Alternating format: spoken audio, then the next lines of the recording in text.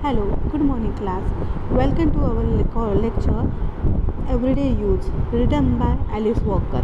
My name is Apurva Deshmukh, Assistant Professor in English, Veer Vajekar College, Punde. It's a class of SYBA American Literature, and in our last lecture we already see the story of Alice Walker's Everyday Use. It's a short story, and we already know about how we are going to use the story.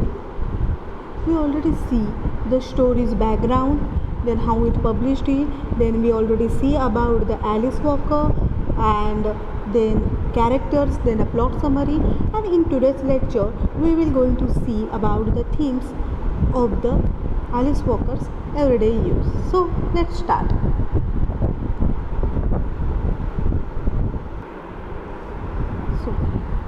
One of the primary themes that story revolves around this idea of the person's relationship with their heritage. We already made up this question like, is that mother's everyday use thing is a good thing, or these things which is just a show of things like we already know there is a piece which is the symbol of African American quitting. तर तिथे एक फक्त piece आहे आणि त्याच्यावरून त्या ममाचे आणि डीचे भांडणं होतात, कारण डीला पाहिजे असतं तिच्या घरी हँगी करण्यासाठी. का? कारण ते एक आर्ट ऑफ पीस आहे ना, तिच्या हेरिटेजचं जनरेशन बाय जनरेशन ती गोष्ट त्यांच्या घरामध्ये येते आहे. पण ममा काय म्हणते, ते मला रोज लागतं आणि मी ते मॅगी देणार आहे, आणि ते मॅगीसुद्धा ती रोजच ते वापरणार आहे. मग का बरं आम्ही तुला ते देऊ फक्त वॉलवर लटकवायला? त्याच्यामुळे आपल्याला एक रिअलिस्ट क्वेश्चन येतो. डी म्हणते की ममा तुला हेरिटेज आणि जनरेशन इवन द ब्लॅक ऑपरेशनबद्दल काहीच माहीत नाही, पण ममा सांगते मी आहे ते वापरतेच आहे ना. She is I am the applier of that. फक्त त्याच्यामध्ये एक हेरिटेज म्हणून काय मी किंवा एखादी गोष्ट असं म्हणून काय मी ती घेत नाही आहे. तर त्याच्यानंतर पहिला येतो की हेरिटेज काय आहे, फक्त शो अप करणं की रोजच्या आयुष्यामध्ये ते गुंतवणं करणं. In the story Dee's mother remains the close to immediate family tradition, while Dee herself choose to search more deeply into her African roots. Like even the Dee's name ते कोणाचं आहे, ते तिच्या आंटीचं होतं. Not only her aunty with her grandmother, म्हणजे due to the generation त्यांचं ते सुरू होतं. जनरेशन टू जनरेशन ते काय करत होते, फार्मिंग करत होते. जनरेशन टू जनरेशन ती क्विटिंग करत असल्यामुळे ते रोजच्या व्यवहारात वापरायचे. त्यांना फक्त आता आपण बघू एखादं वारली पेंटिंग असेल तर आपण काय करू, ते त्यांच्या घराच्या भोवती वारली पेंटिंग काढतात, राईट, वारली लोक. मग त्याच्यामध्ये ते काढतात की ते एव्हरीडे त्यांचा यूज आहे, तो घर रंगवण्यासाठी ते यूज करतात गेरू आणि त्यांनी. पण आपण जेव्हा आपल्या वॉलमध्ये ते वारली पेंटिंग करतो, मग ते कसं असतं, आपण जस्ट पेंट घेतो, जस्ट वारली पेंटिंग करतो, त्यांच्यासारखं ब्राउनिश कलर देतो. We are not going to use or apply ते ज्या प्रकारे वापरतात. Even we don't know the symbols. आपल्याला जस्ट एक चित्र आवडतं, वी जस्ट ड्रॉ इट आणि वा आम्ही आमचं कल्चर सांभाळतो. किंवा एखादं समजा कल्चरमध्ये आता आपण एक हे घेऊया, एकदा काय होतं, एखादा सणवार असेल तर सणाला आपण काय करतो, गणपती बसवायचे आहेत, तर गणपती आपण ट्रॅडिशन म्हणून बसवतो, वाव आमचं बाप्पा आहे, आमचं गणपती आहे, हां बस. बाकी काय करतो हे आपल्यालाच माहिती. आपण समाधानासाठी करतो आपल्या, किंवा रोज वापरण्यासाठी करतो, की जस्ट शॉप करण्यासाठी आम्ही केलं, आमचं आहे, आमचं मूळ असं आहे. हा जो क्वेश्चन आहे.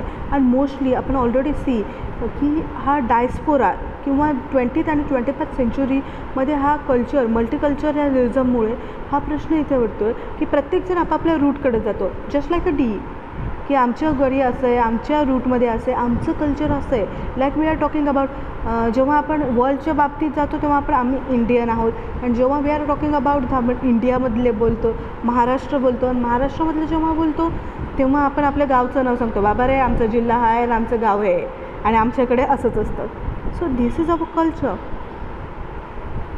Then I am going to say Dee has a different mindset.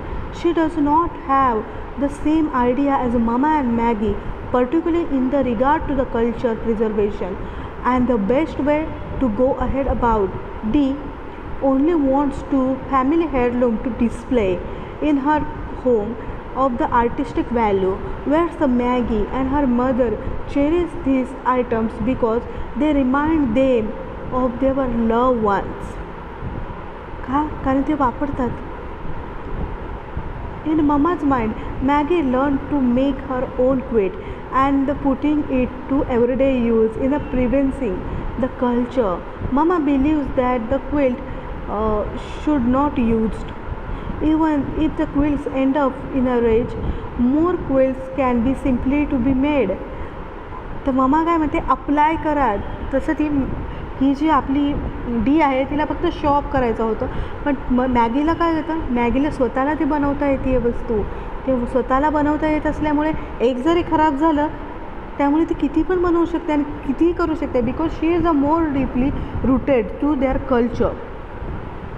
On the other hand, Dee believes the proper way to preserve her culture to be displayed and quilt in her home and preserve the quilt itself. तर तिला असं वाटतं की आपण ते preserve करून ठेवायला पाहिजे, शो ऑफ करायला पाहिजे आणि त्याच्याबद्दल सगळ्यांना सांगायला पाहिजे, त्यामुळे ते प्रिझर्व होईल. पण मामा आणि मॅगी काय म्हणतात की तुम्हाला जर ते बनवता आलं तर तुम्ही एक काय हजारो बनवू शकतात ना. Because the story is told in a first person, the readers watch the story unfold through the eyes and opinion of Mama. So, who is the narrator? The Mama is the narrator. As Maggie and Mama wait for Dee to arrive a visit, Mama's mind wanders with the various thoughts and the memories of Dee, giving her audience an impartial view of Dee as a being self-centered and uncaring. So, आपल्याला कॅरेक्टरची ओळख कधी झालेली होती? अगदी first थिंगला, right. त्याच्यानंतर काय होतं, due to the fact that the readers are getting only one view point, it is uncertain if Dee truly does accept this upon us. त्यामुळे पहिल्या आता आपण काय पाहणार आहे नॅरेशनमध्ये की आपल्याला ममाचा व्ह्यू दिलेला आहे. ममा त्या दोन मुलींची कंपॅरिझन करते आणि ममा आपल्याला सांगते हाऊ इज अ डी. पण इथं डीचा काहीच उल्लेख दिलेला नाही किंवा डीबद्दल डीचं नॅरेशन नाही आहे. इट्स ओनली द ममाचं narration. Due the fact the readers are getting only one viewpoint, it is uncertain if the D truly exist does exhibit the characteristic of if it is only Mama's opinion of the eldest daughter that being is the force upon earth. It is thought by some that Mama does not judge her children, Dee and Maggie, accurately due to Mama's own insecurity. तर दुसरं काय त्याच्यामध्ये काय काय होतं आहे मामाच्या कॅरेक्टर्सचं जेव्हा आपण बोलतो आहे किंवा ममा काय बोलते आहे त्या स्टोरीबद्दल, की ती तिच्या इन्सिक्युरिटीज आहेत त्याबद्दल बोलते आहे आणि ती कम्पॅरिझन करत नाही आहे. जसं आपण पहिल्यांदा वाचतो डी अशी आहे मॅगी अशी आहे and no way.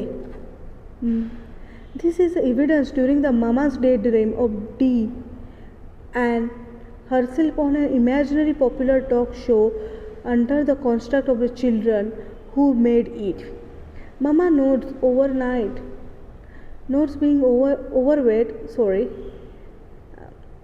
and rub around the age and the idiots to the fact that they ashamed the mama's appearance. तर काय झालेलं आहे, ओके वी आपले already know the girls specially आपण सगळेच आपल्याबद्दल म्हणजे कॉन्शियस असतो, पण जेव्हा आपण वुमेन्सबद्दल बोलतो त्यांच्या फिजिकल स्टेटससाठी त्या जास्त महत्त्वाचे देतात. लाईक ममा कशी आहे तर शेतात काम करते. त्याच्यानंतर ममा दुसरं काय करते तर ममा ओव्हरवेट आहे. त्याच्यानंतर तर मॅगी काय आहे तिला घर जळल्यामुळे तिच्या स्कार आलेले, so she don't have any self confidence. आणि त्याच्यानंतर कोण येते D, she is a intelligent, she is a beautiful, smart, तिच्यात कॉन्फिडन्स आहे आणि ती काय करते स्वतःचे ओन डिसिजन स्वतः घेते, इवन चूजिंग हर पार्टनर हर सेल्फ. तर असं ममाला वाटत असतं, ममा काय करत असते ममालाच वाटत असतं की डीला त्यांची लाज वाटते. As the mama continued to narrate the story, the audience continued to get the sense of this snobbish personality, along with the moments of doubt as the reader see the glimpse of Mama's own shortcoming. As the story concludes, the audience is left with the vision of Mama and Maggie remaining alone once again. आपण already प्लॉटमध्ये पाहिलेलं, ते दोघंजणी निघून जातात त्यांची car सुरू करून, तेव्हा mamma आणि मॅगी दोघीजणी त्यांच्या याच्यात बसलेले असतात पोर्चवर. कधीपर्यंत? अंटिल द बेड नाईट, जोपर्यंत पूर्ण रात्र होत नाही. She left them. Once again, on the front lawn, happily to be rid of Dee and the exhaustion, perfection, as they pass in the simplicity of each other and the straightforward life has to be built. तर याच्यामध्ये आपल्याला काय होतं, D तिथं fit होऊ शकत नाही आणि या डीच्या सोसायटीत फिट होऊ शकत नाही. सो त्यांनी काय केलं, they just part away.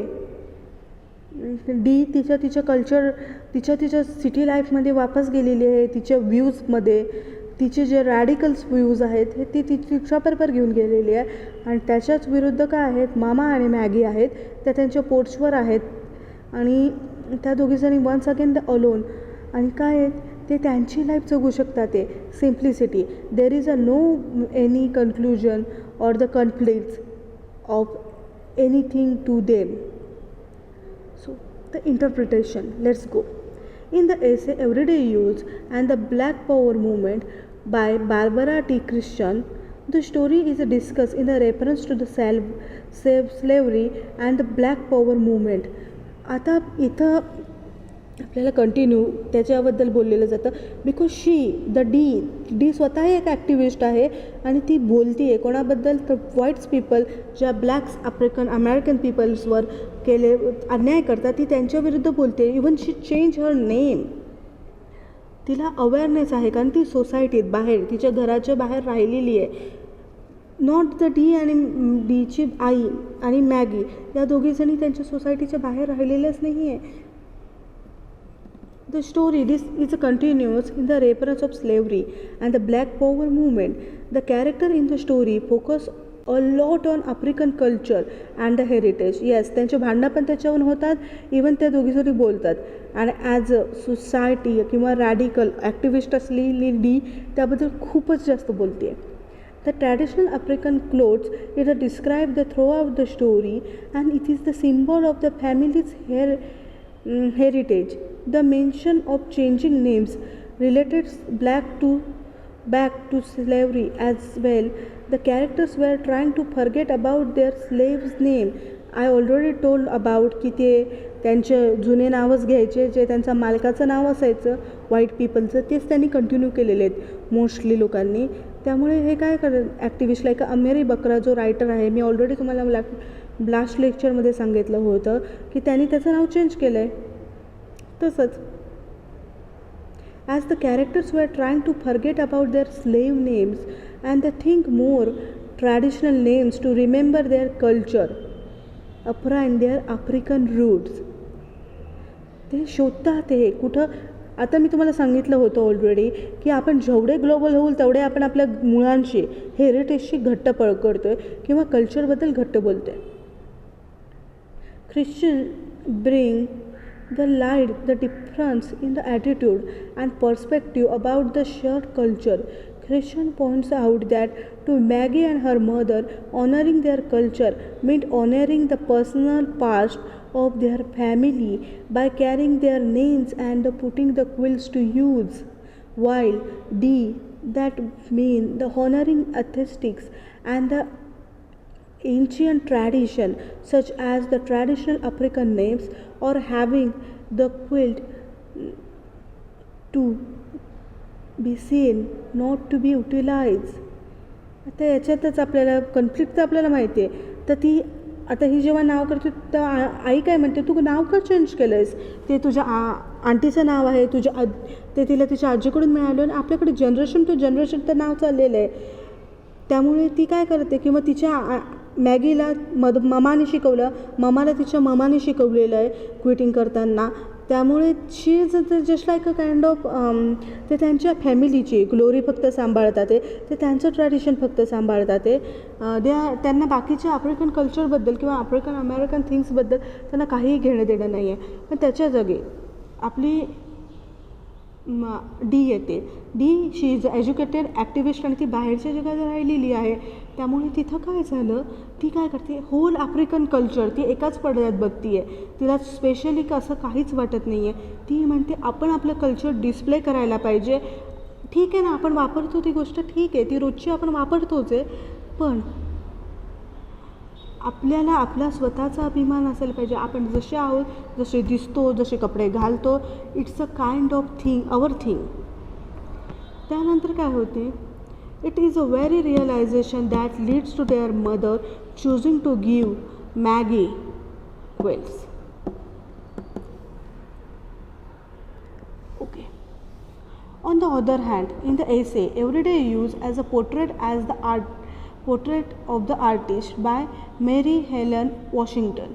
The story is looked at the form a more artistic and a cultural perspective.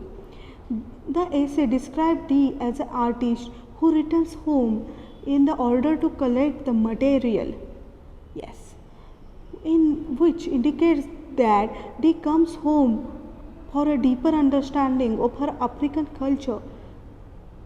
Although she changes her name from Dee to more native African name and wears the African clothing, she lacks real knowledge of her culture. Yes, तिला तिच्या रोजचा व्यवहार माहीत नाही. Okay, पुस्तकात तिने वाचलेलं आहे किंवा तिने मोठ्या लोकांची भाषणं ऐकलेले आहेत किंवा तिने त्याचं नॉलेज सगळं मिळवलेलं आहे, पण जे ममा आणि मॅगी ज्या रोज यूज करतात, जस्ट लाईक ममा आणि मॅगीला शिकवलेलं आहे ते कसं बनवतात, त्यामुळे ती विणतात कसं, त्यामुळे ती एक काय हजारो गोष्टी बनवू शकते.